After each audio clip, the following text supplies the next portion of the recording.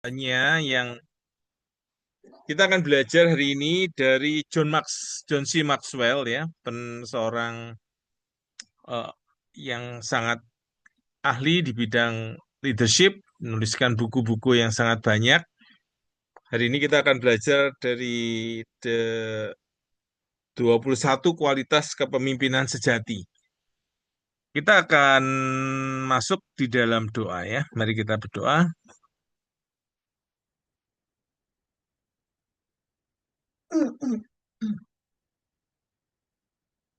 Bapak yang di surga, kami akan bersama-sama belajar tentang eh, 21 kualitas kepemimpinan yang sejati dari John C. Maxwell. Kami rindu Engkau memberkati kami melalui apa yang kami dengar ini, bisa mengubah, mentransformasi, merevolusi hidup kami, sehingga kami makin lebih baik lagi di dalam leadership, di dalam mengembangkan kualitas-kualitas kami ya Tuhan. Berkati waktu ini, urapi penginjil Maria dengan kuat kuasa-Mu dalam segala keberadaannya.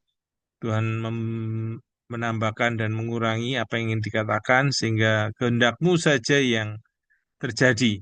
Berkati setiap kami yang hadir dan melihat ini, dimanapun kami berada, Tuhan memberkati perekonomian kami, pelayanan, keluarga, segala pergumulan kami. Tuhan menolong dan memampukan kami bisa menyelesaikannya dengan anugerah Tuhan.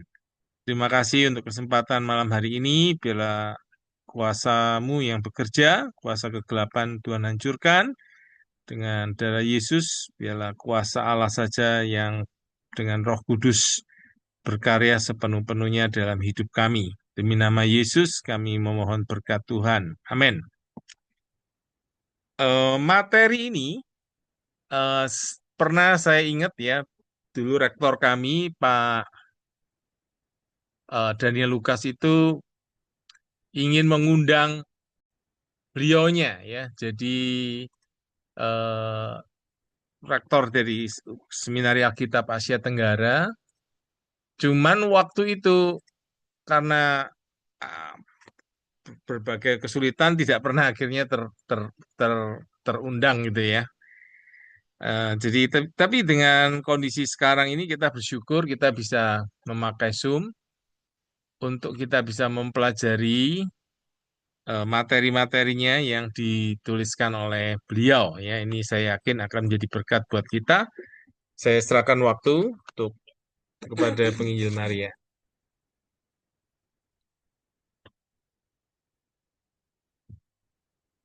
Ya, selamat malam Bapak Ibu yang dikasihi Tuhan.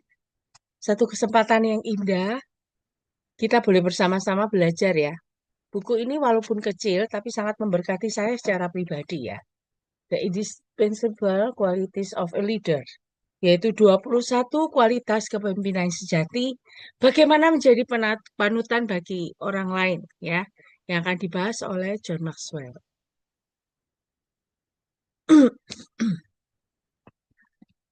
John C.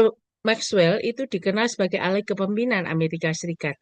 Dia ini sendiri menjadi pendiri Enjoy Group, yaitu sebuah organisasi yang diarahkan untuk membantu manusia memaksimalkan potensi pribadi serta potensi kepemimpinannya. Nah, setiap tahun ia menjadi pembicara lebih dari 250.000 orang dan mempengaruhi kehidupan lebih dari 1 juta orang, yaitu lewat seminar, buku, dan lain-lain. John Maxwell ini menulis beberapa puluh buku, salah satunya yaitu 21 Hukum Kepemimpinan Sejati, mengembangkan kepemimpinan dalam diri Anda, dan mengembangkan kepemimpinan di sekeliling Anda. Nah, Bapak Ibu yang dikasihi Tuhan, faktanya kepemimpinan itu sesungguhnya awalnya dari dalam keluar. Jadi jika kita dapat menjadi pemimpin yang seharusnya di dalam, kita juga dapat menjadi pemimpin seperti yang dikehendaki di luarnya. Sehingga ketika yang tampak di luar itu dapat menjadi teladan atau panutan dari orang lain. Nah, kunci untuk mengubah diri kita dari seorang yang memahami kepemimpinan menjadi seorang yang memimpin dengan sukses di dunia nyata itu karakter. Jadi karakter ini mendahului kualitas yang lain. Nah, tentunya kualitas karakter ini mengaktifkan dan memberdayakan kemampuan memimpin kita. Atau bahkan kalau karakternya jelek, itu justru sebaliknya, menghancurkan.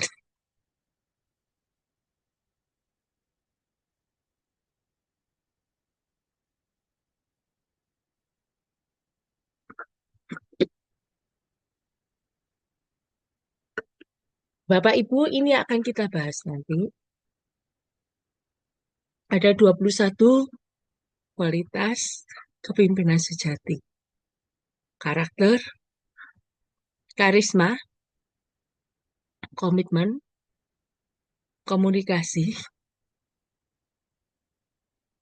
kompetensi, maaf,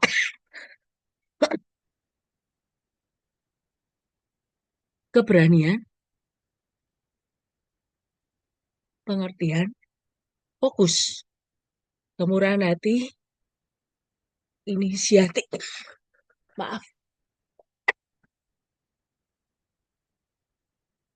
mendengarkan, semangat yang tinggi, sikap positif, pemecahan masalah, hubungan, tanggung jawab, kemapanan,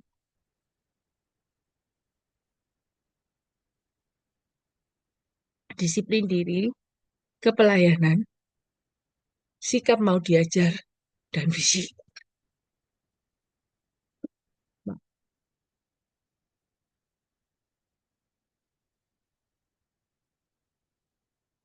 Ketika kita bicarakan karakter, itu katanya jadilah bagian dari batu karang.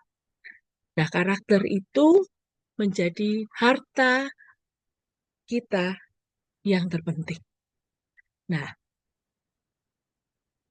pengembangan karakter itu merupakan inti dari perkembangan kita sebagai manusia dan seorang pemimpin. Karakter itu menentukan siapa kita sesungguhnya, menentukan apa yang kita lihat, dan juga menentukan apa yang kita perbuat. Jadi, karakter seorang pemimpin itu tidak bisa dipisahkan dari semua perbuatannya. Jadi, ketika seseorang punya karakter baik, nah, misalnya dia punya karakter yang suka membantu, dan tentunya itu akan dari dalam, keluar di dalam dirinya, satu tindakan yang menunjukkan bahwa dia memiliki karakter itu. Jadi, karakter seorang pemimpin itu tidak bisa dipisahkan sekali lagi dari perbuatannya. Nah, perbuatan itu yang menunjukkan karakter orang tersebut. Nah, kepemimpinan sejati itu selalu melibatkan juga orang lain. Sehingga di dalam prosesnya itu membuat orang lain juga ikut merasa sukses. Nah, kalau kita memiliki karakter yang lemah, itu akibatnya bisa menuju kepada orang yang sombong, perasaan sendiri yang menyakitkan, suka cari gara-gara dan perselingkuhan. Nah, kebanyakan kalau orang memiliki sikap-sikap demikian itu, suka mencari masalah, sumber masalah, dan sebagainya, banyak hal yang terjadi karena dia. Kebanyakan itu disebabkan karena memang orang itu memiliki karakter yang lemah, ya. Nah, kalau itu kita sadari ada dalam diri kita, ada baiknya kita mencari bantuan profesional. Misalnya melalui konseling gitu ya, dengan psikolog atau mungkin psikiater ya. Jadi memang ini hal yang sangat penting sekali ya. Kalau kita eh, perlu waspada di dalam kehidupan kita, karakter apa yang kita munculkan dalam tindakan kita. Itu menjadi satu ukuran sehingga seseorang perlu atau tidaknya dibantu di dalam kehidupannya, terutama di dalam ketika dia memimpin suatu organisasi. Selanjutnya ya, karakter ini kalau seseorang setidaknya tidak memiliki karakter yang baik, ada cara untuk memperbaiki karakter. Coba kita cari keretakan dalam karakter kita, misalnya di pekerjaan, pernikahan, keluarga, pelayanan. Identifikasi bidang mana di mana kita ambil jalan pintas, kompromi, dan mengecewakan orang lain. Coba kita refleksi dulu dalam 2 bulan terakhir. Misalnya, di dalam karakter kita itu, saya itu terbiasa suka ini, suka berbohong, misalnya begitu ya. Nah, coba, suka berbohong, mengambil jalan pintas itu lebih enak. Nah, cobalah kita perhatikan apa yang terjadi, gitu ya. Perhatikan polanya. Bantu kita untuk melihat ada masalah-masalah karakter apa yang melatar belakangi saya bisa berbohong. Mungkin supaya kelihatan baik, tidak dinilai buruk, begitu dan sebagainya. Coba kita lihat bagian mana yang di dalam karakter kita itu mengganggu ketika kita itu berada di dalam pekerjaan, pernikahan, keluarga, dan sebagainya.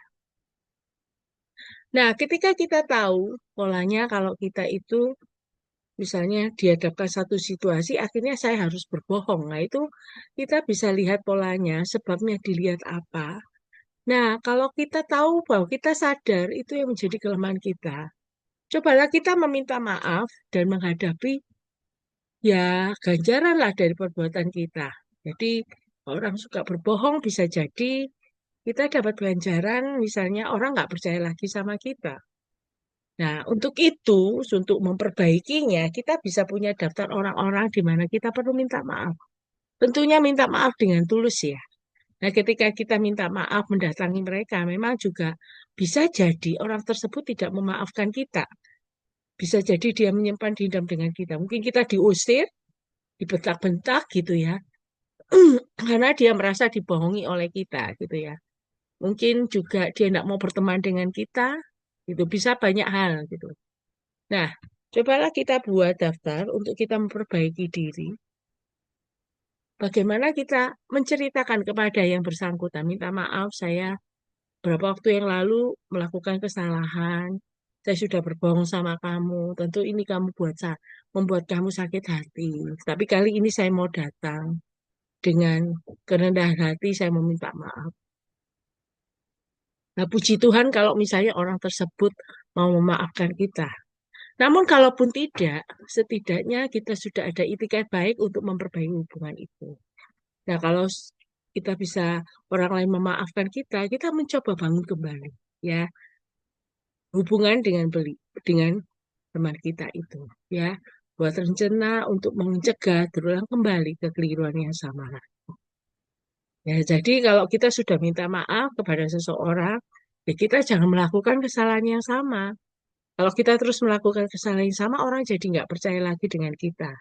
Orang nggak mau lagi eh, merasa tidak aman dengan bersama dengan kita.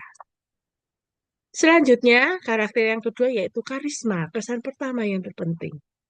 Nah, karisma ini membuat kadang kita kalau ada orang yang ditunjukkan karisma, oh orang ini punya karisma. Dia punya kemampuan untuk menarik orang kepada kita. Jadi ada satu apa ya, daya tarik tersendiri di dalam diri orang itu, pesona tersendiri, gitu ya. Tentunya cara menarik orang ini bukan berarti kita itu mau apa ya, mau punya niat yang negatif, bukan. Tapi lebih supaya kita bisa menunjukkan karisma di mana orang itu bisa apa ya nyaman ketika berada bersama dengan kita. Cara menariknya adalah ini.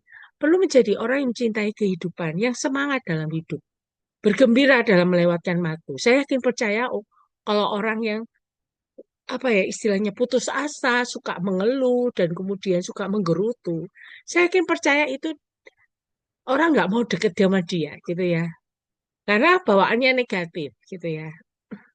Tapi ya baliknya orang yang semangat dalam hidup, orang itu akan bergembira gitu ya.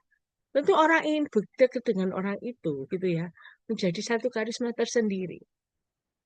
Nah, salah satu lainnya yaitu selain semangat dan cinta hidup, menghargai dan memberikan dorongan dan bantu orang lain mencapai potensinya.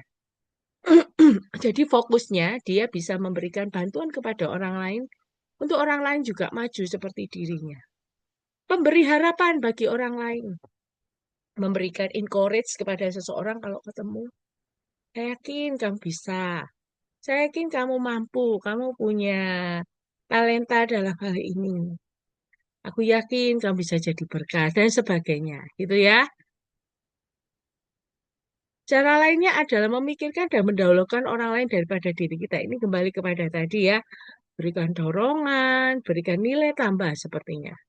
Namun ada hambatan-hambatannya ya di dalam karisma ini yaitu kecongkakan. Kadang merasa kalau kita itu bisa berikan dorongan, bisa apa ya, encourage orang, sepertinya kita tuh bahayanya kita jatuh di dalam kesombongan, kecongkakan karena merasa diri lebih baik. Karena bisa dorong orang itu kan sepertinya dia itu menjadi guru bagi orang itu gitu ya. Jadi dia akan apa ya istilahnya itu akan eh, menunjukkan bahwa aku lebih dari kamu gitu ya. Nah ini hati-hati dengan kondisi demikian. Kemudian apa ketidakmapanan ya tidak senang keberadaan diri. Justru sebaliknya gitu ya. Kadang bisa terjadi yang demikian mudah berubah. Perfeksionisme karena apa ekspektasi bisa tidak realistis karena dia itu punya tujuan orang menarik kepada dia gitu ya. Sehingga akhirnya itu ketika ada orang yang mungkin tidak menganggap dia gitu ya, itu akhirnya dia merasa sudah tidak enjoy gitu ya. Tidak enjoy. Selanjutnya juga sinisme, selalu melihat hal negatif dari seseorang.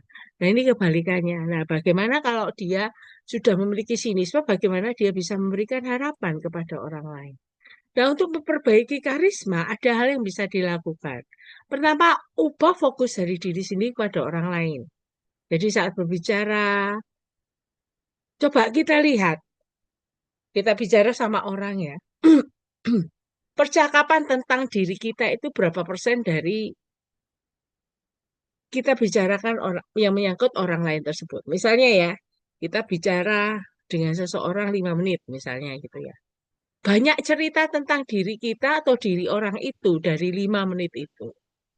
Nah, coba latihannya adalah kalau misalnya masih 3 menitnya saya cerita tentang saya, 2 menit tentang orang lain, lah cobalah berubah sedikit demi sedikit. 3 menitnya orang lain, 2 menitnya kita, gitu ya.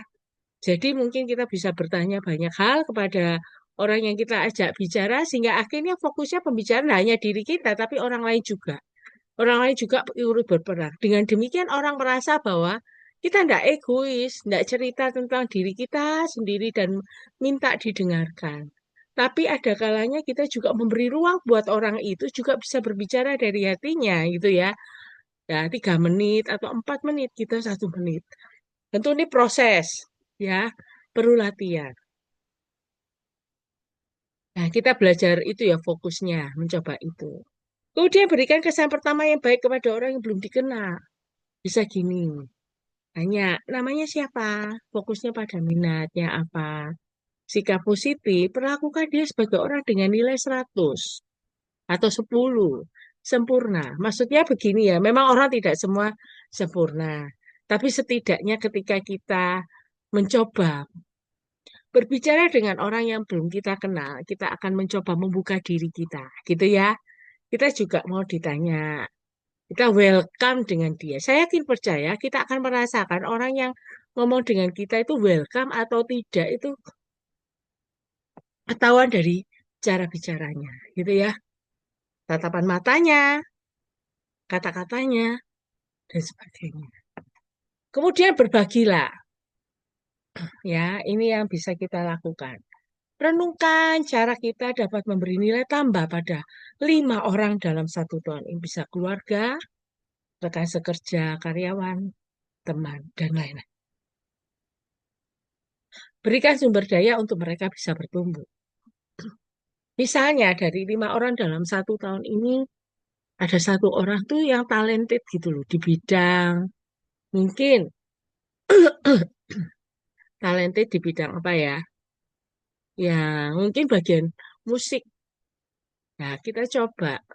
memberikan nilai tambah, berikan sumber daya. Untuk mereka boleh mengembangkan potensinya, aktualisasi dirinya. Misalnya memberikan info tentang les musik gitu ya. Atau mungkin mengarahkan dia untuk pelayanan di gereja. Nah, coba ya, itu berarti memberikan nilai tambah. Jadi orang itu nilainya itu istilahnya ditambah, dimaksimalkan, menjadi lebih baik. Nah, ya, ingat karisma itu fokus perhatiannya bukan pada diri sendiri, tetapi kepada orang lain. Selanjutnya komitmen. Nah, inilah yang membedakan pelaku dari pemimpi. Apa maksudnya? Nah, komitmen ini menunjukkan kepada orang lain bahwa kita punya keyakinan, percaya bahwa apa kan tujuan kita sendiri. Coba kita periksa hati kita, apakah kita benar-benar komitmen? Nah, ukuran sejati dari komitmen itu ujiannya dari perbuatan, tidak sekedar kata-kata. Komitmen jadi satu-satunya hal yang mendorong kita untuk terus maju menuju prestasi. Misalnya gini, kita komitmen apa? Kita melakukan sesuatu. Misalnya gini ya, aku mau mengurangi berat badan. Aku komitmen gitu ya. Tiap hari olahraga 30 menit, jalan pagi misalnya begitu. Nah, coba kita lihat. Kita coba ukur. Nah, yang betul adalah tidak sekedar kata-kata. Kalau hanya sekedar kata-kata enggak akan bisa ditunjukkan dia komitmen atau enggak. Jadi, kalau kita punya tujuan, kita harus komitmen dalam melakukannya. Ya. Nah, ini penting sekali. Dimanapun kita berada, kadang itu kita perlu komitmen.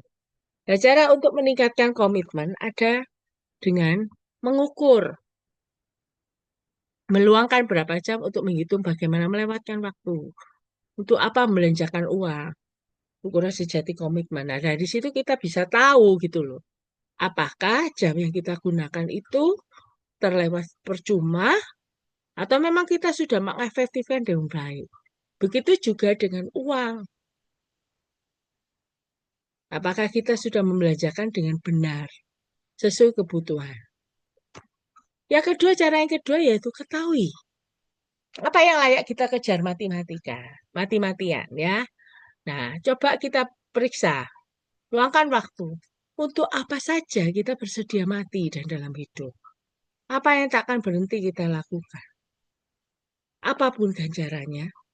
Lalu gunakan metode, umumkan rencana kita. Mungkin kita akan lebih komitmen menindaklanjutinya. Nah, jadi kita perlu belajar untuk apa ya? Kalau seseorang sudah punya komitmen, lakukan, gitu ya. Coba kita bisa lihat dari waktu yang kita pakai, dari uang yang kita belanjakan. Nah, coba kita lihat, spare ya, luangkan waktu. Apa yang bersedia kita korbankan, apa yang bersedia kita rela gitu ya, untuk melepas, untuk mencapai tujuan seperti yang kita inginkan.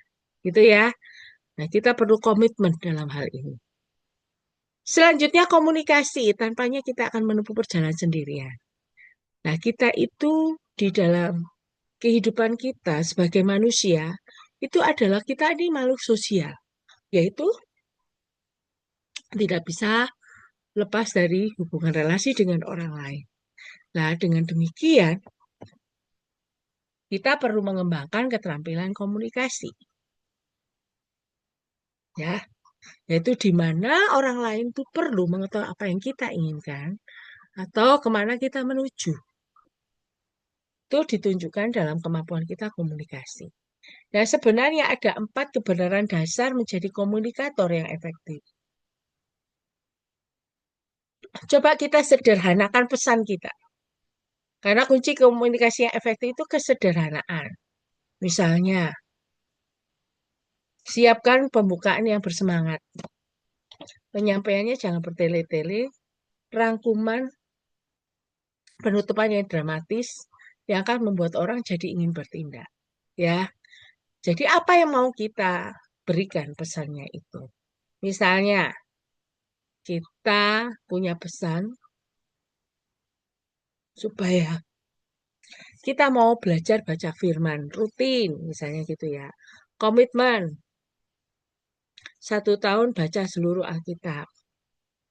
Nah, coba ya, kalau kita sudah belajar komunikasi, ya sederhana aja, sampaikan pembukaan yang bersemangat, yang menarik, sehingga akhirnya orang yang mendengarnya bisa ikut ambil bagian di dalam program baca Alkitab ini.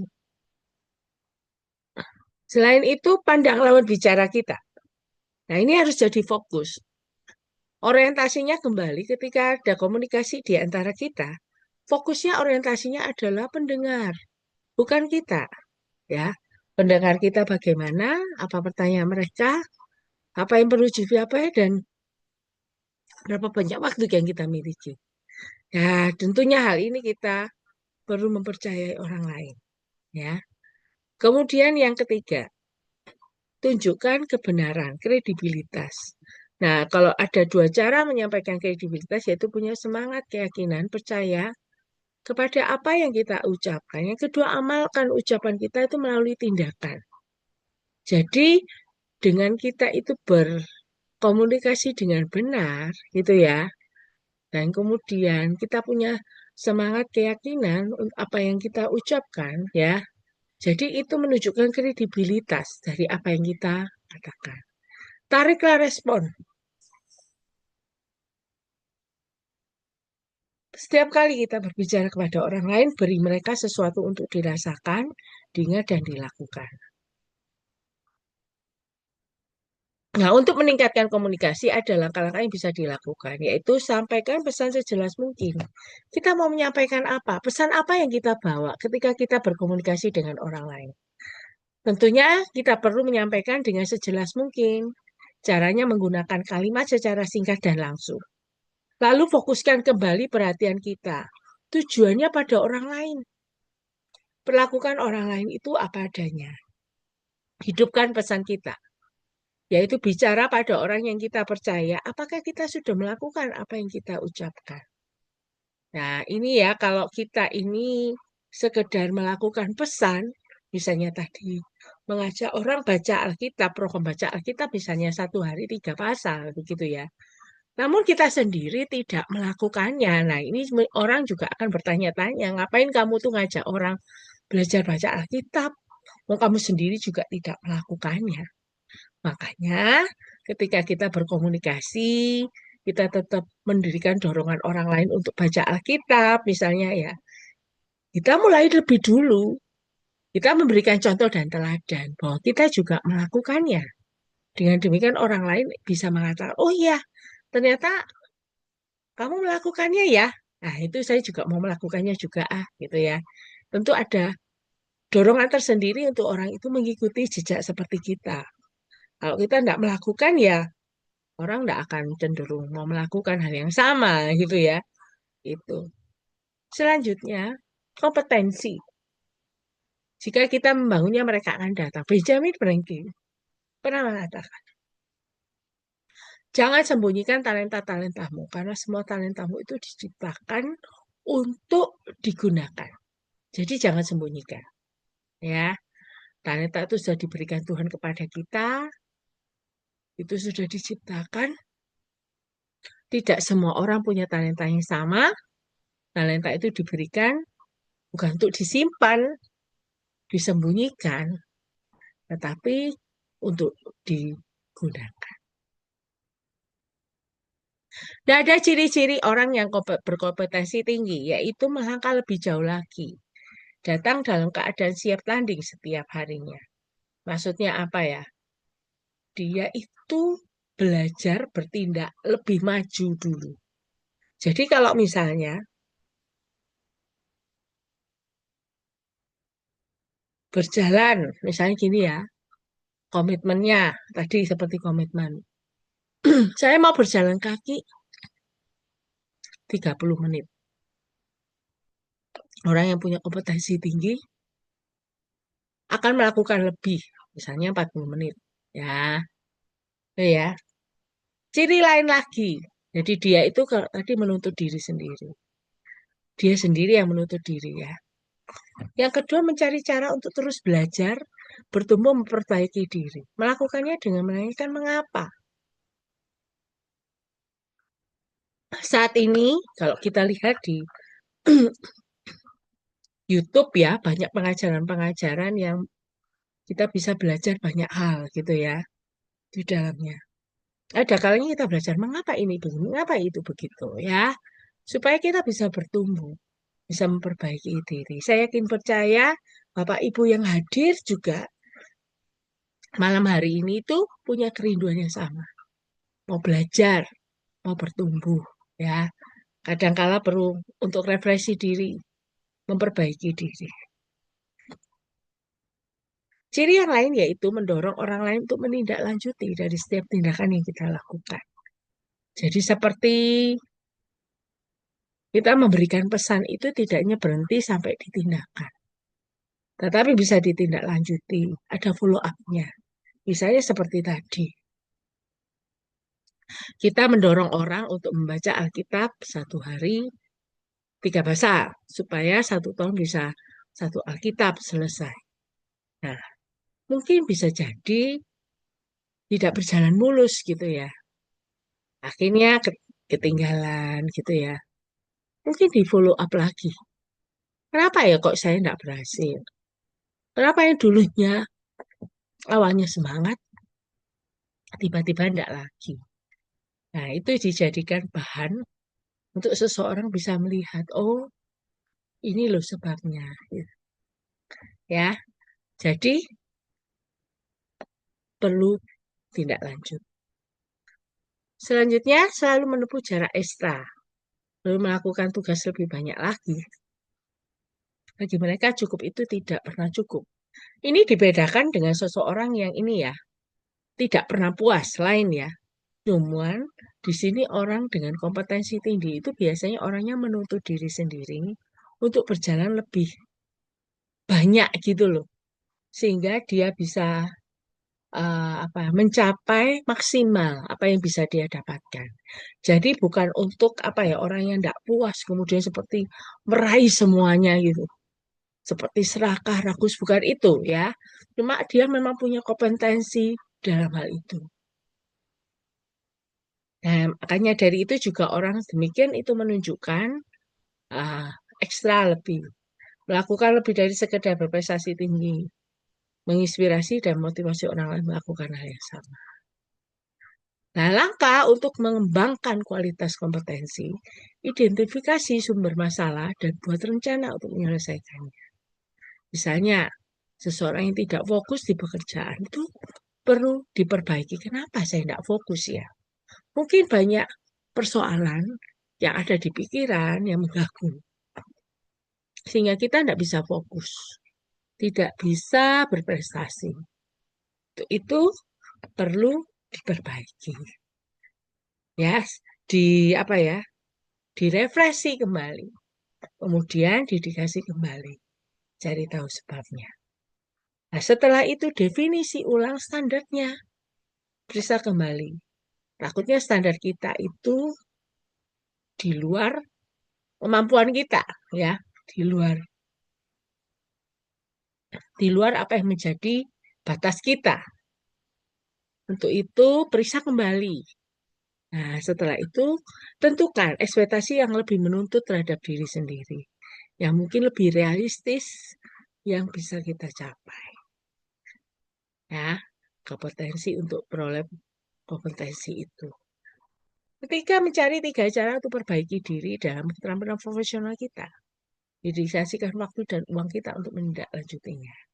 Kadang ketika kita mengetahui bahwa ada yang perlu kita selesaikan masalahnya, perlu perbaikan diri. Nah, ada kalanya kita rugi waktu, misalnya mendatangi konselor untuk apa ya, konseling gitu ya. Nah, itu kan kita sudah buang waktu misalnya. Atau mungkin juga uang kita transport pergi ke konselornya itu ya. Banyak hal. Tapi yang penting di sini kita harus berani mengorbankan waktu kita, uang kita, Tujuannya supaya perbaikan diri kita lebih baik lagi.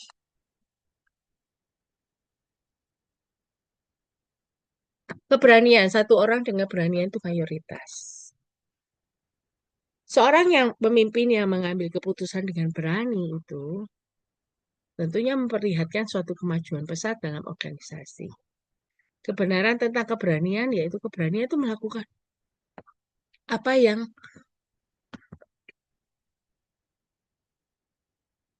kita takut lakukan. Jadi misalnya gini, ada satu pikiran misalnya gini, saya ini takut kalau misalnya nanti saya maju ke depan, saya tidak bisa berkata-kata. Contohnya begitu. Nah, kita kadang perlu apa ya, menabrak istilahnya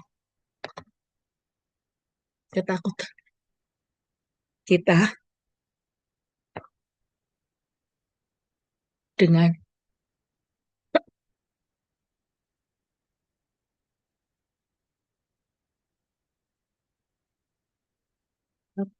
melakukan apa yang kita takutkan. Tentunya ini bukan hal yang ngawur ya. Misalnya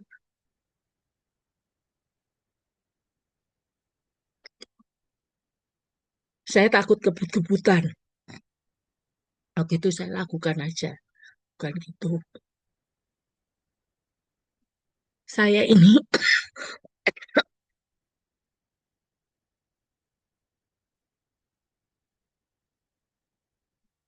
takut dengan air. Sehingga gak bisa berenang sampai sekarang. Nah, saya perlu belajar berani. Caranya, kalau saya ingin bisa berenang, saya harus lakukan. Ya, belajar berenang.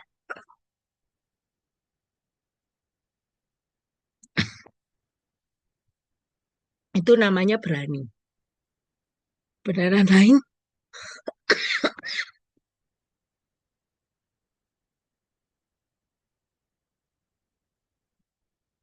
para pemimpin besar punya keterampilan yang baik dalam membina hubungan dengan sesama. Mereka dapat membuat orang lain itu kompromi dan kerjasama. Jadi kadang para pemimpin besar itu punya kemampuan komunikasi yang luar biasa. Mempengaruhi orang, membuat orang lain bisa berubah, kompromi, kerjasama, bisa melobi orang, sehingga orang itu mau ambil bagian dan sebagainya. Kebenaran lainnya itu mendorong orang lain melakukan hal yang benar, menginspirasi. Nah, ada kalanya orang lain juga perlu dimotivasi untuk bisa melakukan hal yang benar, disemangati. Itu ya, memberi awal yang baik dan masa depan yang lebih baik. Nah, kalau kita sudah mulai dengan berani menjadi awal yang baik, nah tentu tujuan bisa dicapai, masa depan akan lebih baik lagi. Eleanor Roosevelt mengatakan, kita harus melakukan hal yang kita rasa tidak dapat kita lakukan. Jadi berani menabrak ketakutan yang kita punyai. Sekali lagi harus dianalisa. Apa sih yang kita takutkan? Nah, ada cara untuk meningkatkan keberanian. Hadapi kenyataan, keluar dan lakukan sesuatu untuk menemukan keberanian. Yaitu keluar dari zona nyaman. Lakukan sesuatu yang menarik. Misalnya seperti saya tadi takut air. Belajarlah untuk bisa les berenang supaya bisa berenang. Gitu ya. Kemudian apa lagi ya? Mungkin melakukan hal-hal yang menantang gitu ya. Saya dulu tuh paling takut naik jet coaster, naik turun gitu. Tapi saya kemudian tabrak itu, saya belajar, ayo cobalah, masa nggak berani, itu hal yang sesuatu gitu ya. Dan akhirnya saya menikmati gitu ya. Dan ternyata apa yang saya takutkan itu tidak terjadi. Pikirannya kan sudah nanti kelempar lah, nanti ada kecelakaan lah, ada apalah. Ternyata tidak benar gitu loh. Ketika saya mencoba menabrak, menerobos ketakutan saya, ternyata akhirnya ya saya bisa main jet coaster sekarang ya. Roller coaster itu. Kemudian termasuk saya ini takut ketinggian dulunya.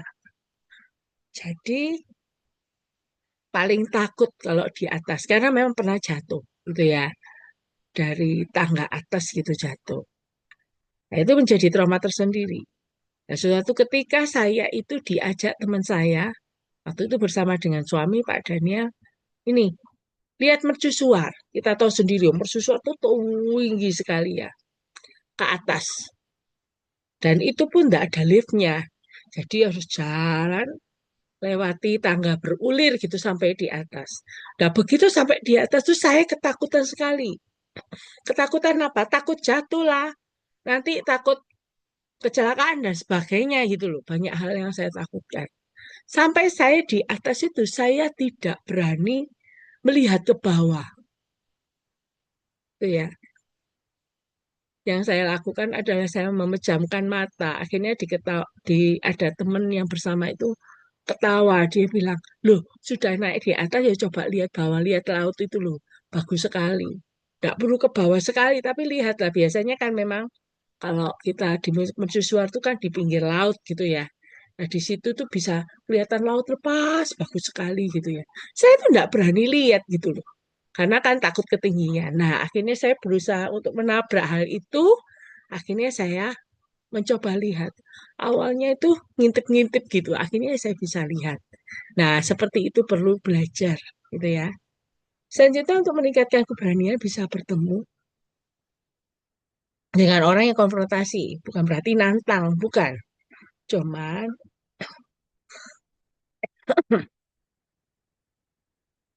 kita rindu untuk rekonsiliasi. Coba berkata dengan kasih, tidak melawan, tidak menantang, dan sebagainya. Kemudian bicarakan dengan orang terdekat untuk melakukan sesuatu yang baru.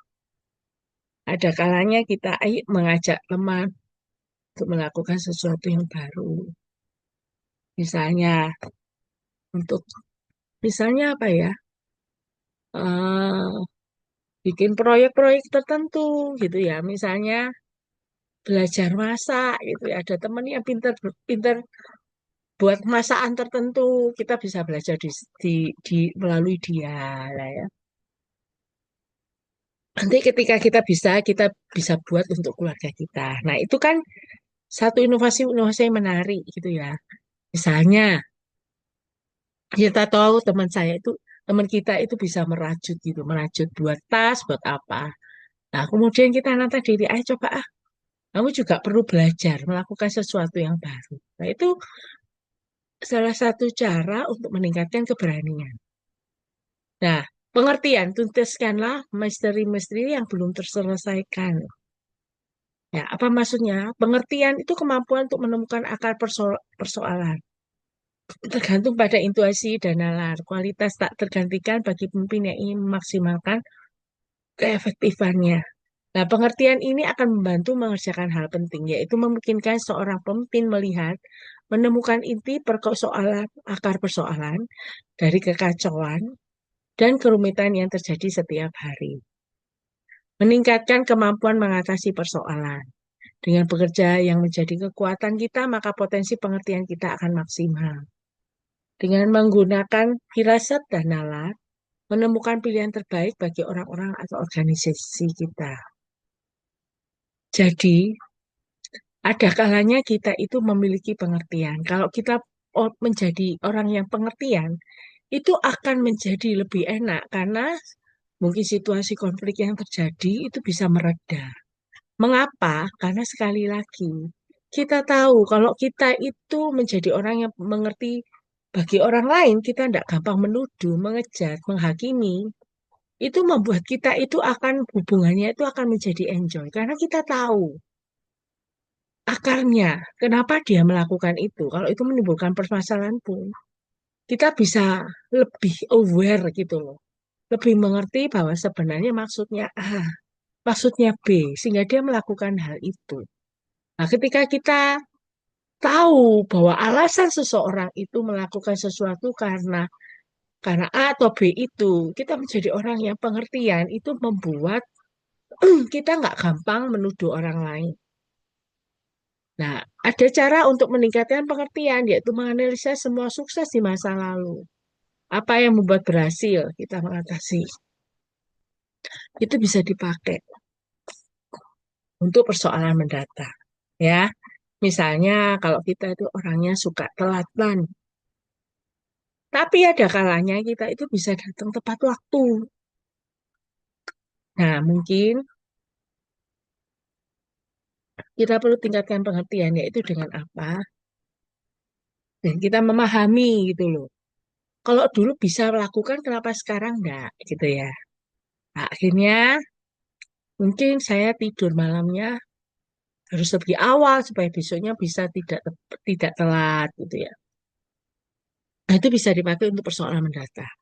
Yang kedua, mempelajari cara berpikir pemimpin yang berpengertian. Nah, kita akan menjadi orang yang berpengertian juga gitu ya. Jadi perlu ini kita dapatkan di dalam kita melakukan kepemimpinan. Nah, selanjutnya, fokus. Semakin tajam fokus kita semakin tajam. Menarik sekali ya. Nah, perlunya kita punya fokus itu, kuncinya adalah prioritas dan konsentrasi. Nah, kalau kita punya hal ini, potensinya bisa mencapai hal besar. Karena tahu arahnya kemana, tujuannya kemana. Jadi bagaimana seharusnya kita memfokuskan waktu dan energi, yaitu fokuskan. 75% pada kekuatan kita, itu yang dikembangkan. 25% pada hal yang baru.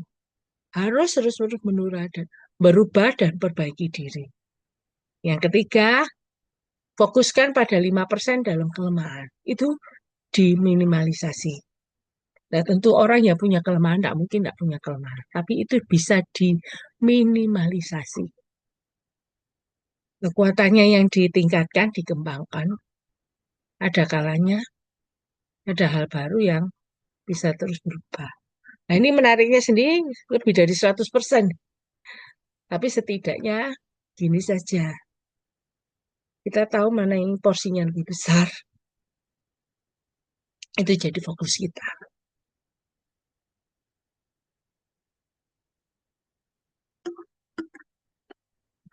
Caranya adalah prakteknya kita kerja di bidang yang menjadi kekuatan kita. Dengan orang sebaya kita, perbaiki diri dan prioritas kita. Nah, untuk meningkatkan fokus lagi pada kekuatan kita. Cari 3 atau 4 hal yang paling kita mahir dalam pekerjaan. Misalnya apa?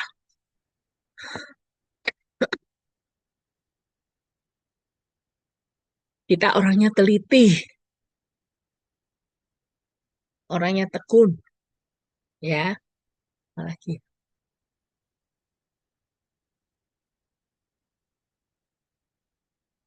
pintar membina relasi, ramah. Nah, itu kita fokuskan, dikembangkan. Tapi kadang mendelegasikan kelemahan kita. Cari 3 tempat kegiatan yang diperlukan namun kita tidak mahir. Nah, tentu bisa kerjasama, rekrut staff. Jadi kalau misalnya lemahnya kita di situ, ya jangan kita fokus di situ. Cari orang lain untuk bantu. Misalnya,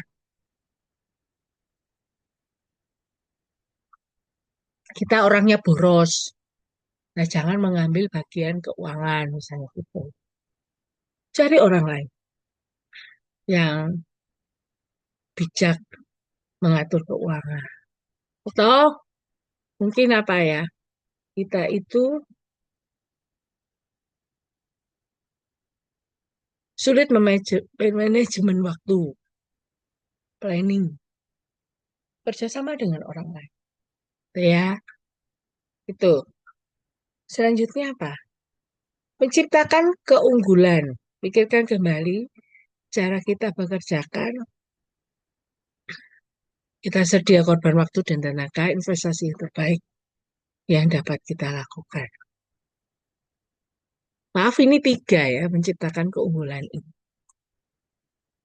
Kemurahan hati, lilin kita tak akan rugi jika menerangi orang lain. Menarik ya. Nah, kemurahan hati itu berasal dari dalam hati ke seluruh aspek kehidupan kita. Nah, biasa orang yang murah hati itu rindu membagikan kepada orang lain. Nah, cara mengembangkan kualitas kemurahan hati bisa bersyukur atas apapun yang kita miliki. Coba ya, suami saya itu padahal sering punya buku syukur gitu loh. Kalau hari ini bisa melakukan apa, habis beli apa, ditulis terima kasih, saya bisa ini, saya bisa ini. Ada kalanya itu perlu dikembangkan kebiasaan. Yang kedua, mendahulukan orang lain. Itu salah satu bentuk kemurahan hati. Nah, hanya kita sendiri yang maju. Tapi silahkan orang lain yang maju dulu. Kan tidak ada ruginya juga. Paling kita tunggu berapa waktu. Misalnya ketika kita berkendaraan gitu ya. Nah, kalau yang kita tidak terus gitu. Kadang berhenti kalau ada orang yang nyebrang gitu. Nah, salah satu itu. Jangan biarkan dikuasai hasrat memiliki. Nah, ini hati-hati ya. Kalau kita dikuasai hal ini, kita menjadi serakah. Mau direbut sendiri gitu ya. Menganggap uang sumber daya, jadi tidak memegang terlalu erat. Nah ini ya, ada kalanya uang itu bisa untuk dialirkan. Mengembangkan kebiasaan memberi, tidak selalu uang, bisa waktu, perhatian, sumber daya kita. Jadi jangan diperbudak oleh keserakahan. Nah, cara meningkat, kalau tadi mengembangkan, ini meningkatkan kemurahan hati, yaitu berikan sesuatu dengan cuma-cuma. Cuma begini, kita harus bijak. Ketika kita berikan sesuatu dengan cuma-cuma itu, kepada siapa? Pikirkan orang yang benar-benar memang membutuhkan pemberian kita. Kalau yang nggak pernah mendapatkan manfaat dari pemberian kita, ya jangan kita beri. Yang kedua juga berikan sesuatu dengan cuma-cuma itu, tanpa mengharap balasan tentunya ya. Itu membuat orang lain itu bergantung untuk atau tidak dengan kita.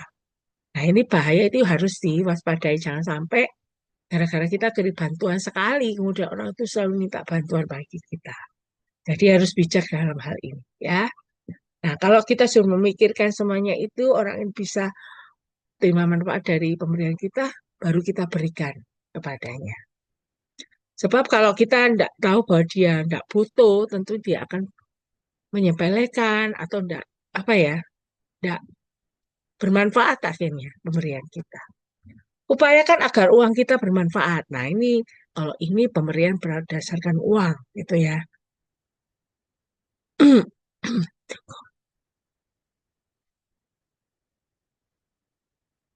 Bisa jadi tadi ya mendahulukan orang lain itu kita cari orang untuk kita bimbing. Berikan waktu dan sumber daya menjadi pemimpin yang lebih baik. Itu salah satu bentuk kemurahan hati, yaitu memberi. Inisiatif. Ah, maaf, ini ada yang ketutup.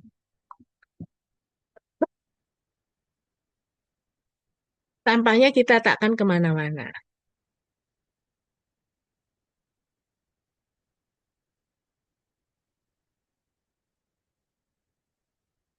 Kualitas yang dimiliki pemimpin ini memungkinkan dapat menjadi kenyataan ketika mereka tahu apa yang diinginkan.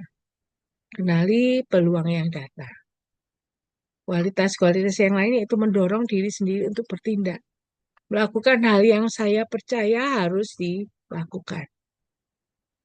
Lebih berani mengambil risiko. Orang yang inisiatif itu berani ambil risiko. Tahu apa yang menjadi, tahu apa yang dia diinginkan. tahu bagaimana dia bertindak. Bisa jadi mereka membuat lebih banyak kekeliruan atau kegagalan.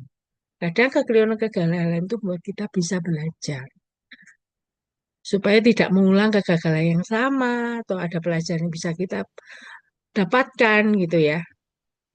Tuhan berikan pengajaran apa?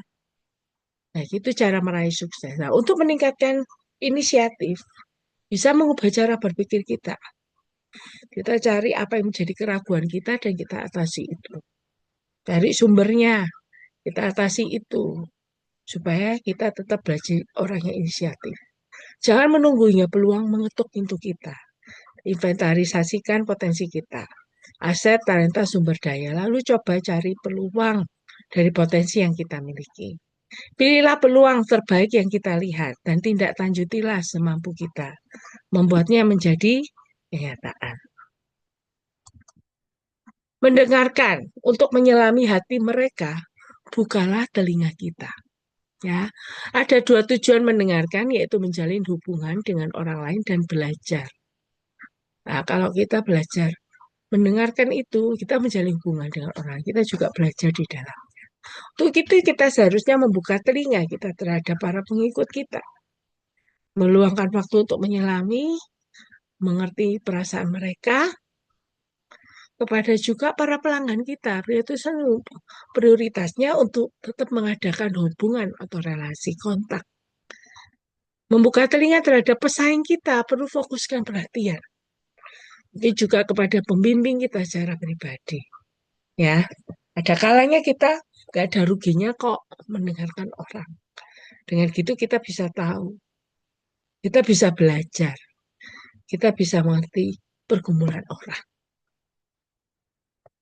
Nah, untuk meningkatkan kemampuan mendengarkan, kita bisa mengubah jadwal kita, yaitu dengan memberi perhatian, menjatuhkan waktu secara teratur. Menemui orang apa adanya. Nah, kunci menjadi pendengar yang baik itu menemukan kesamaan dengan mereka. Disiplinkan diri untuk menanyakan 4 atau 5 pertanyaan tentang dirinya sebagai individu. Jadi misalnya gini, kalau kita ketemu orang, kita tanya, misalnya dia studi lanjut gitu ya. Kita tanya, sekarang lagi buat tesis ya, gimana pengalamannya buat tesis? Ada kesulitan ya? Pergumulan apa yang bisa saya doakan? Gitu ya, misalnya gitu. Jika orang itu cerita, nah ketika dia cerita dia merasa diperhatikan. Dengan demikian ketika dia cerita kita juga belajar mendengarkan. Kemudian bisa juga mendengarkan maksud tersembunyi. Jadi mendengarkan tidak hanya di telinga, tapi juga dengan hati. Maksudnya apa?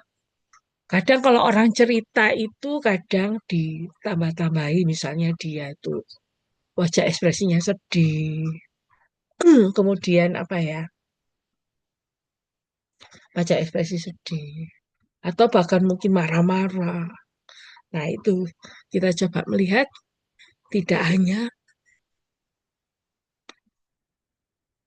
kita mendengar perkataan, tetapi dengan hati.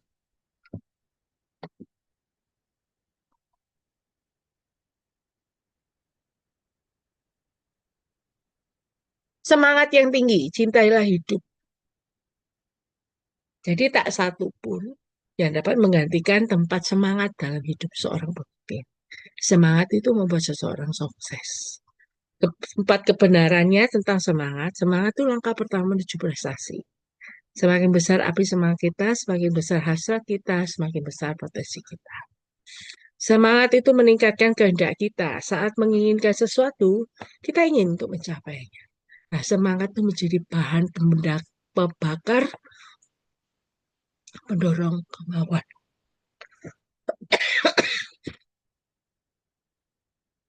Perlu dikembangkan untuk mencapai tujuan yang kita harapkan.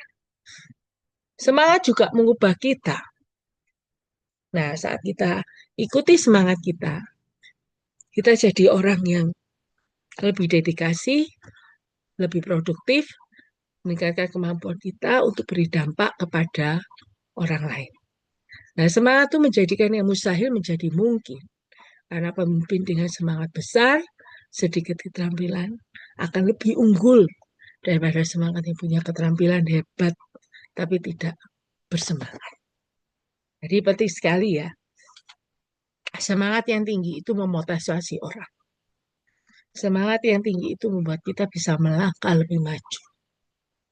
Semangat membuat orang bisa berprestasi lebih baik lagi. Dan itu bisa apa ya,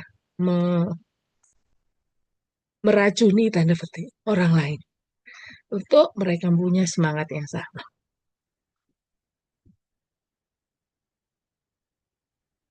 Kita tidak akan pernah dapat memimpin sesuatu jika kita tidak punya semangat. Tanpa semangat, seseorang akan punya masalah. Dan untuk meningkatkan semangat, lakukan. Ukur suhu tubuh kita. Maksudnya apa? Tanyakan ke orang terdekat seberapa besar semangat kita. Kita takkan semangat kalau sehingga kita percaya. Jadi semangat dapat membuat perbedaan dalam hidup kita. Jadi kita ini semangatnya gimana sih? Coba tanya orang-orang terdekat, gitu ya. Supaya kita bisa lebih objektif. Kalau kita lewat lihat diri sendiri kan lebih subjektif, gitu ya. Seberapa besar sih semangat kita? Kembali kepada cinta pertama kita. Maksudnya apa? Awal-awal itu kita orangnya antusias. Ya, misalnya gini, waktu pertama kali kita percaya Tuhan, menggebu-gebu, baca Alkitab, kemudian berdoa saat teduh. Nah, kalau kita sudah mulai kendor lagi, nah perlu kita melihat cinta pertama kita awal dulu. Evaluasi ya kehidupan kita saat ini. Apakah seperti yang awal dulu ketika kita percaya Tuhan? Bandingkan kenangan manis kita. Bergaul dengan orang yang bersemangat. Nah, ini penting gitu ya.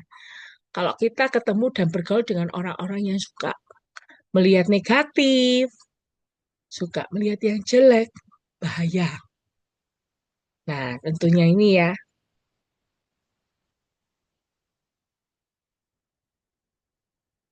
bergaul dengan orang yang semangat, yang punya semangat, jadwalkan waktu dengan orang yang dapat menurunkan semangatnya kepada kita. Mungkin kita bisa tanya sama dia, kamu kok semangat sih? Apa yang menyebabkan kamu semangat? Gitu.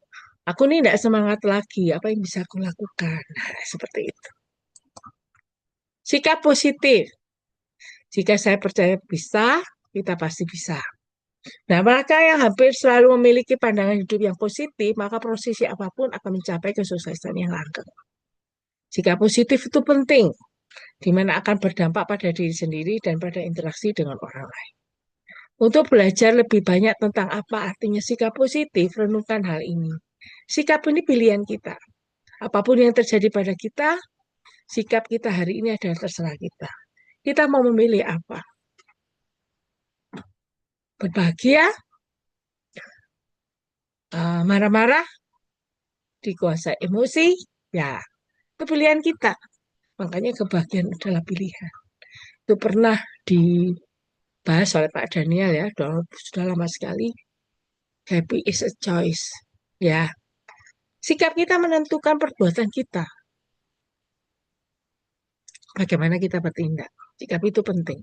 Jadi kalau kita tahu bahwa hari ini saya optimis atau saya marah, penuh emosi, pasti kita rasanya jengkel, kepingin mungkin bisa ekspresi apa tentang orang, kemudian bisa banting barang misalnya begitu kalau nggak bisa menguasai. Nah itu sekali lagi.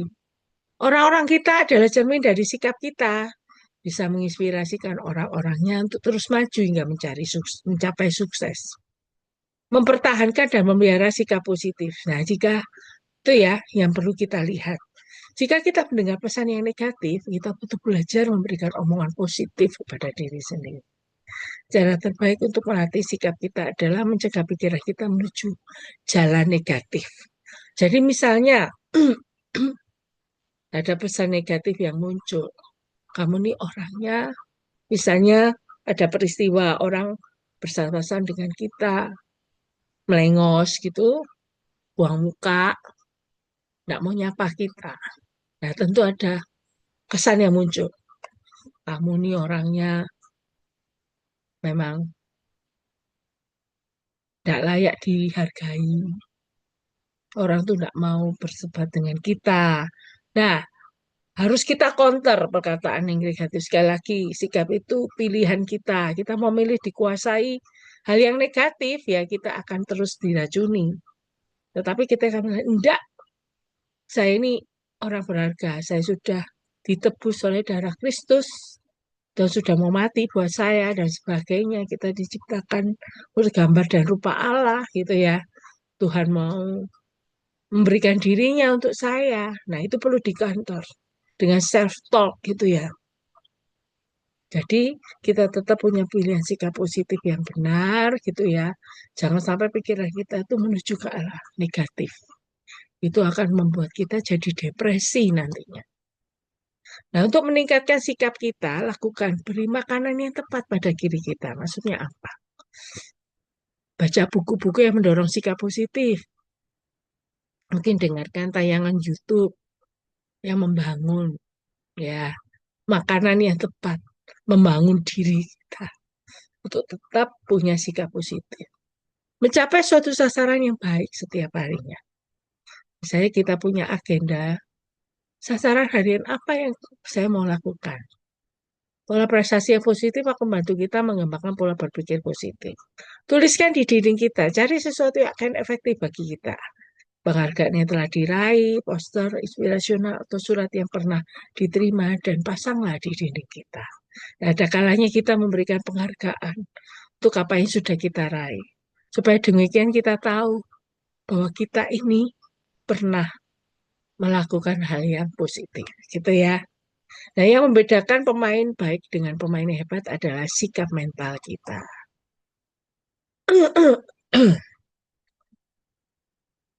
Selanjutnya, pemecahan masalah. Jangan biarkan berbagai persoalan kita menjadi masalah.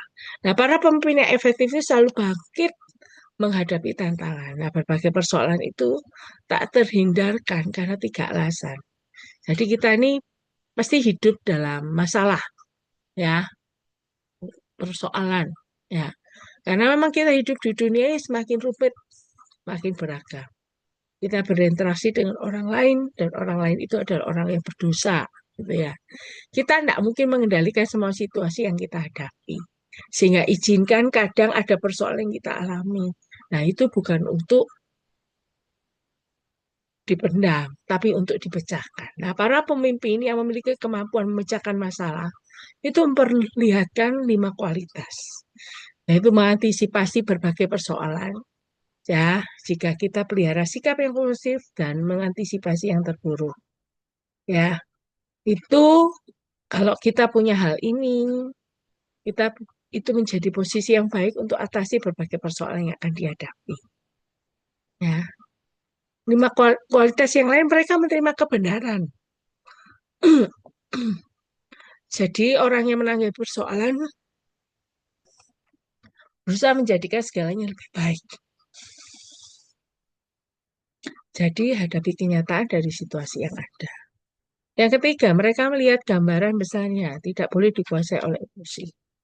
Mereka menangani satu persatu, tuntaskan satu persoalan dulu, setelah itu baru beralih ke lainnya. Kualitas yang lainnya itu pantang menyerah. Kalau dalam lembah kekelaman istilahnya.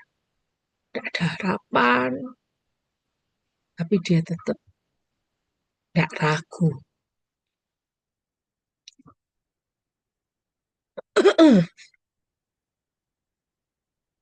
Kemampuan pemimpin mengatasi persoalan dengan efektif itu tergantung pada pengalaman menghadapi serta mengatasi hambatan. Jika kita tidak pernah mencoba gagal, coba lagi. Kita tak akan pernah pandai mengatasi persoalan. Nah, ada kalanya kita itu perlu belajar. Kalau kita itu mengalami kegagalan, itu kita belajar mencoba lagi. Ya, kita bisa belajar melaluinya. Untuk meningkatkan kemampuan kita memecahkan persoalan, kita bisa mencari masalah, pengalaman mengatasi masalah, menurut kita jadi lebih baik. Mungkin dulu kita pernah mengalami masalah yang sama. Nah, coba kita pikirkan. Waktu itu kita mengatasinya bagaimana? Nah, itu kita bisa lakukan ketika mengalami masalah yang sama. Kita bisa terapkan pemecahan masalahnya itu. Mengembangkan suatu metode proses stage, yaitu time waktu, meluangkan waktu, menemukan inti persoalan, exposure, yaitu pengalaman. Cari tahu apa yang dilakukan orang lain. Assistance, bantuan. Menyuruh tim kita mempelajari dari berbagai sudut. Creativity, kreativitas. Mintalah berbagai masukan tentang solusi yang mungkin. Hit it, seranglah.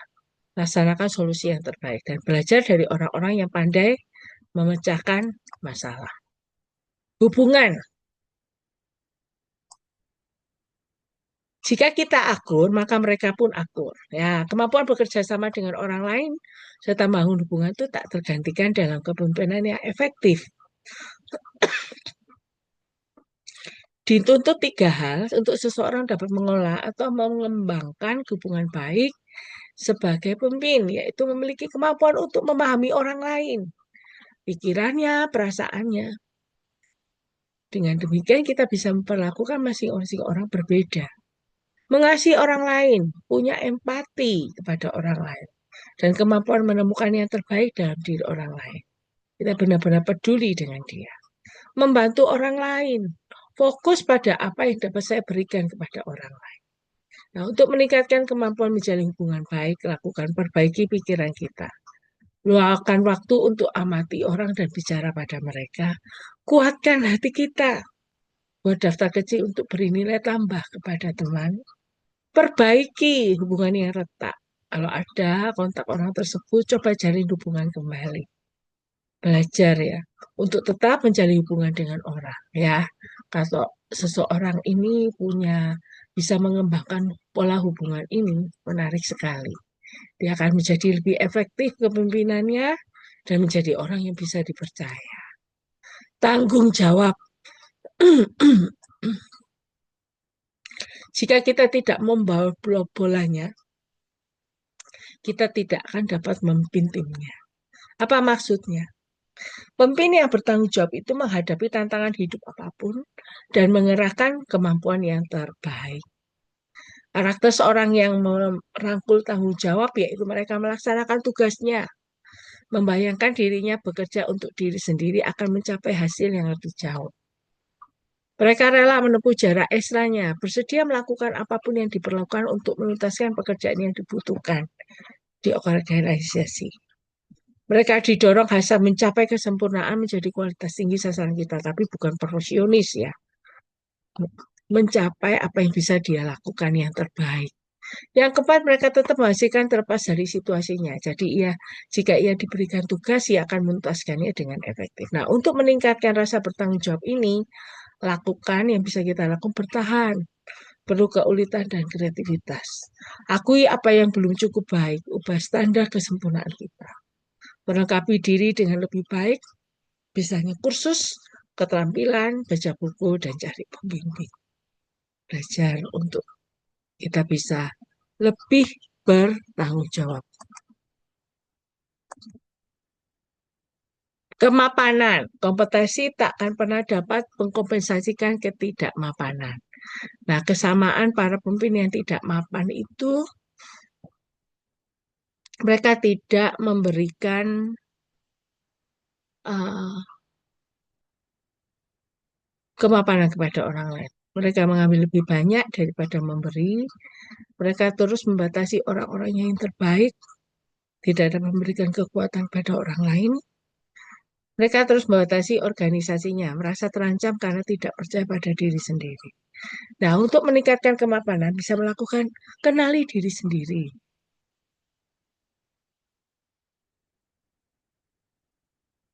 Nah, ini agak kacau ini ya penulisannya, karena pada saat pertama kali saya buat di Canva, ketika dioper ke PowerPoint, ternyata melompat. Ya, untuk meningkatkan kemapanan, lakukan. Kenali diri sendiri, luangkan waktu, minta teman kenal kita. Sebutkan apa talenta kita yang terbesar tiga. Kelemahan kita terbesar apa? Kumpulkan informasi dan renungkan. Bagilah kredit atas suatu prestasi jika kita membantu dan mengakui kontribusi mereka, menolong karir mereka, mengangkat moral mereka, meningkatkan organisasinya. Jadi kadang kita itu perlu untuk meningkatkan kemapanan, kita juga melihat orang lain. Bantu orang lain. Bantu akui kontribusi mereka sehingga kita bisa seperti itu sekarang ini.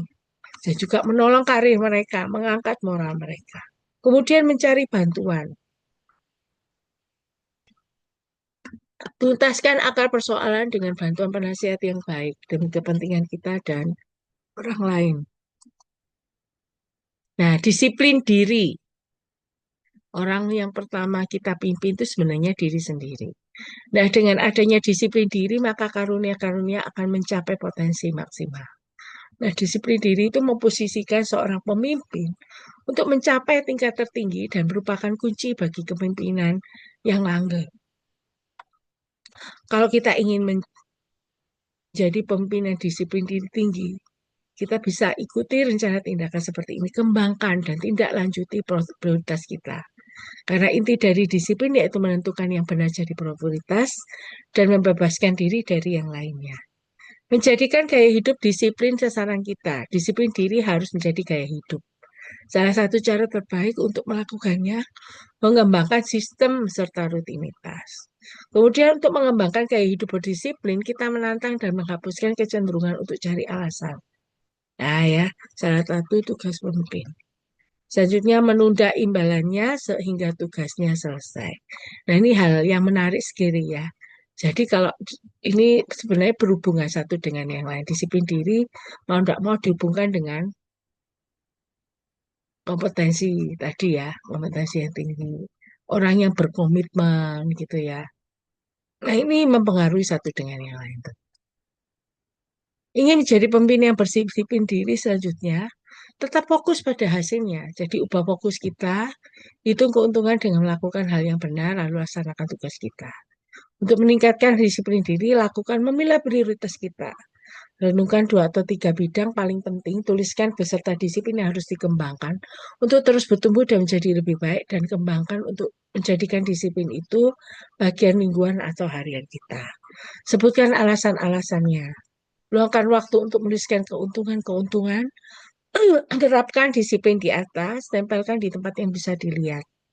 Baca lagi kita ketika kita malas. Ya, perlu disiplin diri. Kadang nggak selalu bisa disiplin, ya diingatkan terus. Untuk itu perlu ada sesuatu yang bisa menarik, kita bisa lihat. Ya, kemudian buang segala macam alasan. Jangan cari alasan untuk menyerah. Ingat, dengan disiplin kita mendapatkan kuasa untuk meraih impian kita. Nah, perlu ya ini ya. Kepelayanan agar maju dahulukan orang lain. Arti memiliki kualitas kepelayanan, seorang pemimpin yang melayani itu mendahulukan orang lain daripada agendanya sendiri. Cari tahu kebutuhan orang lain, sengaja tawarkan bantuan, dan dapat menerima keinginan mereka itu penting. Memiliki keinginan untuk melayani, bagaimana kita memperlakukan orang lain. Mencerminkan bagaimana pandangan kita menyangkut diri kita. Menginisiatifkan pelayanan bagi orang lain. Melihat, mengambil kesempatan, dan melayani itu tanpa balasan. Tidak terlalu mementingkan posisinya, hanya berusaha untuk menolong orang lain. Jadi jangan, kalau orang yang sudah komitmen di dalam hal ini, sudah benar-benar komitmen seperti tadi, punya sikap positif, yang penting tujuannya fokus. Nah, berusaha nolong orang lain. Ya, tidak perlu kita memikirkan nanti dapat balasan apa, dapat apa, enggak usah. Tapi tujuannya satu, fokus itu tadi. Melayani atas dasar kasih. Sejauh mana pengaruh kita bergantung seberapa dalam kita mementingkan orang lain. Nah, sungguh penting bagi pemimpin untuk rela melayani. Nah, untuk meningkatkan kepelayanan, lakukanlah yang dikatakan di sini. Lakukan hal yang kecil, memperlihatkan bahwa kita peduli. Ya, misalnya kita tahu ada orang yang kesusahan.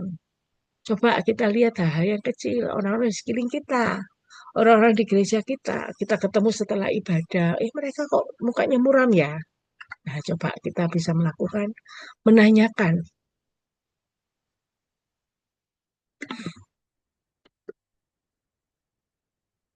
penyebabnya, saya bisa bantu apa? Nah, itu ya, melatih peduli pelayanan. Belajar perlahan-lahan melalui orang banyak fokus dan tanyakan namanya. Ya, ini perlu ya. Kita kenal orang, kita tahu masalahnya, bertindak. Nah, ini dari kita mulai melayani. Ada sesuatu yang bisa kita lakukan. Selanjutnya, sikap yang mau diajar untuk terus memimpin, teruslah belajar. Nah, para pemimpin itu menghadapi bahaya, suka puas diri dengan status quo, dengan sudah nyaman, ya, sehingga tidak mau belajar. 5 panduan mengembangkan, pertahankan sikap mau belajar. Mengobati penyakit tujuan kita, yaitu berhenti bertumbuh, maka potensi akan lenyap. Mengatasi sukses kita, itu bisa menghambat. Jika kemarin tampak hebat, sekarang belum berbuat intinya. Jadi ada sesuatu tujuan yang bisa kita tetap raih. Jangan mengambil jalan pintas, cari tahu syarat dan harga bertumbuh, bertekad membayar. Menukarkan harga diri kita, lupakan harga diri untuk mendapatkan pertumbuhan. Jangan pernah membayar kekeliruan yang sama 2 kali. Jadi lupakan kekeliruan, ingat selalu pelajaran apa yang kita peroleh darinya. Untuk meningkatkan sikap mau diajar, lakukan ini. Mengamati bagaimana reaksi kita terhadap kekeliruan. Cobalah sesuatu yang baru, ya. Jika kita ingin menjadi lebih baik, bertumbuh. Belajar di bidang yang menjadi kekuatan kita. Terus belajar, terus belajar. Visi, ini yang terakhir, kita dapat meraih hanya yang dapat kita lihat. Visi itu memimpin para pemimpin yang memicu serta membakar semangat dan dorong untuk maju. Tanpa visi, maka pemimpin akan berlari di tempat. Nah, untuk memahami visi itu dimulai dari dalam, yaitu keluarkan karunia alami serta hasrat pelajari panggilan kita. Timbul dari pengalaman. Ada peristiwa kunci di masa lalu yang penting dalam penciptaan visi. Visi memenuhi kebutuhan orang lain, yaitu selain melibatkan orang lain juga memberikan nilai tambah. Visi membantu kita mengumpulkan sumber daya, sifatnya seperti magnet, menarik, menantang, dan persatukan orang. Untuk meningkatkan visi, lakukan. Ukur diri kita, bicara pada orang terdekat.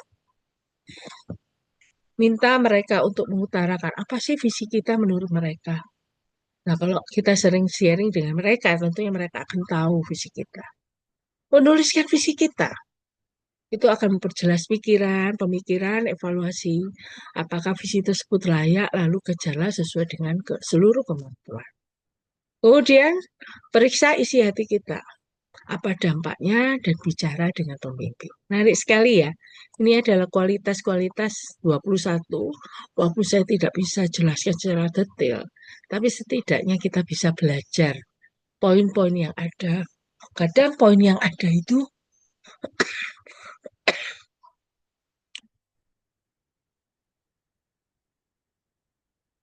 saling mempengaruhi, memberikan pengaruh, menguatkan satu dengan yang lain. Kesimpulannya,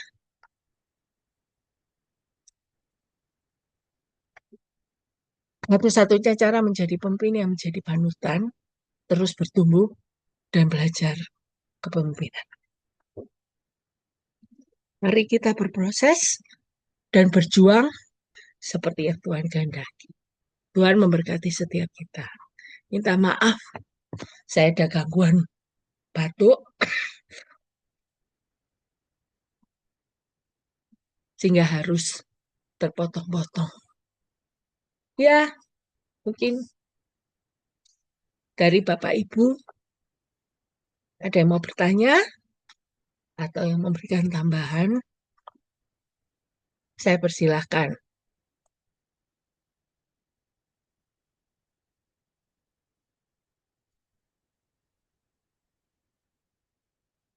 Yes, silakan mungkin ada satu, dua yang ingin menambahkan, ingin bertanya, silakan. Kalau ada, waktunya memang sudah habis. Tapi diberi kesempatan kalau ada yang ingin menambahkan atau bertanya, silakan. Memang materinya banyak. Apakah ada dari Bapak Ibu yang ingin bertanya atau menambahkan? Materi ini dimasukkan ke dalam YouTube ya, Bapak Ibu ya. Jadi materi-materi kita bisa dimanfaatkan untuk dibagikan ulang ya ke rekan-rekan yang lain ya.